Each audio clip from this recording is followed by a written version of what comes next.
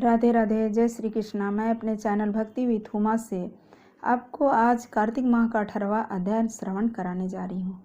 सुनाती हूँ बात पुराण की, सीधी सच्ची बात। 18वां अध्याय है कार्तिक मास की मुक्ति का है वरदान।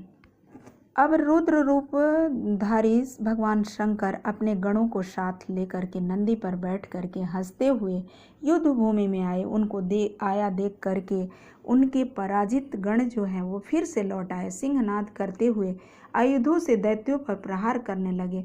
भीष्म रूपधारी रुद्र को देख करके दैत्य भागने लगे।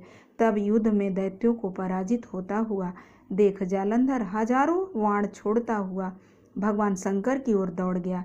उसके बाद शुभ निशुभ आदि वीर भी अपने होठों को काटते हुए भगवान शंकर जी की ओर दौड़ पड़े।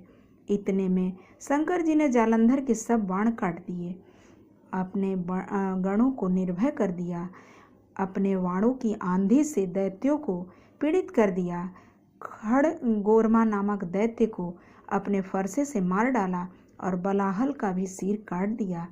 तस्मेर भाई को भी मार डाला और शिवगण सिंची ने प्रचंड नामक दैत्य का सिर काट दिया।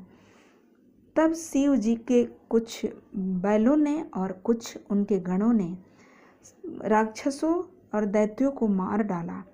गणों के द्वारा मारे जाने पर जालंधर अपने गणों की हत्या देख करके शुभ निशुभ आदि दैत्यों को भी धिक्कारने लगा और भयभीत को धैर्य देने लगा।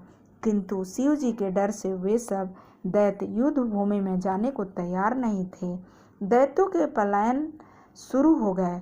तब महाक्रुद्ध जालंधर ने शिव जी को अपनी ओर ललकारने लगा।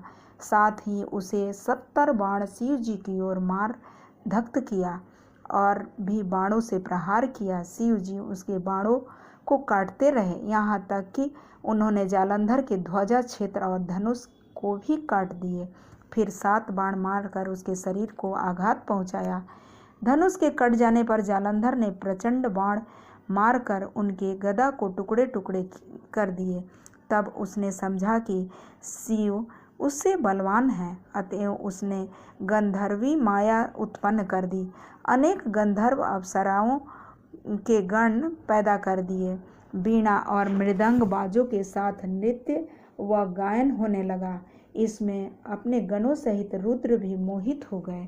उन्होंने युद्ध बंद कर दिया।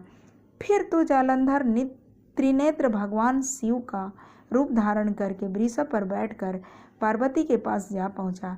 उधर पार्वती ने जब अपने पति को अपनी ओर आते हुए देखा तो अपनी सखियों का साथ छोड़ करके भागे आई, पर पार्वती उसे दानव समझकर अंतर्ध्यान होकर उत्तर की ओर मानस पर चली गई।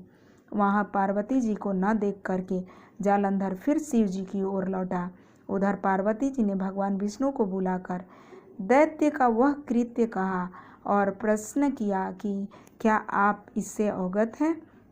भगवान विष्णु ने हाथ जोड़ करके कहा कि हाँ, आपकी कृपा से मुझे ये सब कुछ ज्ञात है। हे माँ, जो आपकी आज्ञा होगी मैं वो पालन करूँगा। जगत माता ने विष्णु जी से कहा कि उस दैत्य ने जो मार्ग खोला है उसका अनुसरण उचित है। मैं तुम्हें आज्ञा देती हूँ कि तुम जा करके उसकी स्त्री का पतिव्रत भ्रष्ट करो, वह दैत्य तभी मरेगा। पार्वती जी की आज्ञा पाते ही भगवान विष्णु माँ की आज्ञा से को शिरोधार्य करके छल करने के लिए जालंधर की नगर की ओर मुड़ गए। 18वां अध्याय समाप्त। ओम नमो भगवते वासुदेवाय।